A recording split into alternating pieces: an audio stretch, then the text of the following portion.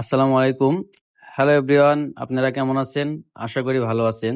তো আজকের ভিডিওটা কোনো টপিক ছিল না, তো হুট করে বের হইছি। তো আমাদের বের হওয়ার উদ্দেশ্য হচ্ছে যে আমাদের ফ্রেন্ড আশিক অনেকদিন পর দেশে আসছে। তো তাও আবার একদিনের সময় নিয়ে, একদিন বললে ভুল হবে, অর্থাৎ এক বেলা ভোর 3টায় আসছে। তো রেস্ট নিয়ে প্রায় 9টার পরে আমরা বের হইছি, তো হালকা একটু ঘোরাঘুরির জন্য। তো সাথে যে মাসুম আছে, বাক্কি আছে, তো আমরা 4জন দুইটা গাড়ি নিয়ে বের হই। ও হচ্ছে আবার বিকেলে চলে যাবে, তো ওর সময় হচ্ছে দুপুর 2টা পর্যন্ত, ওর আবার হচ্ছে রাত 3টায় ফ্লাইট।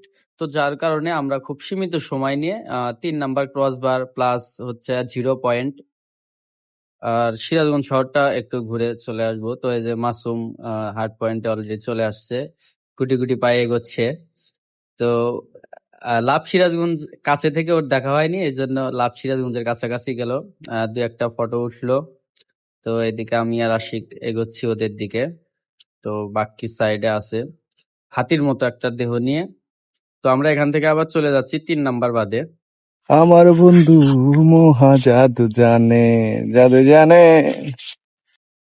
এই হাতির মতো বডি নিয়ে রোমান্টিক মোডে চলে গেছিল, ওর নাকি বাদে আসলে মন ভালো হয়ে যায়, রোমান্টিক হয়ে যায়। তো এখান থেকে আমরা 100 ডাইন পার্টি জোনে আসলাম। তো সেখানে একটু লাচ্ছি খায়া শরীরটা একটু ঠান্ডা করলাম।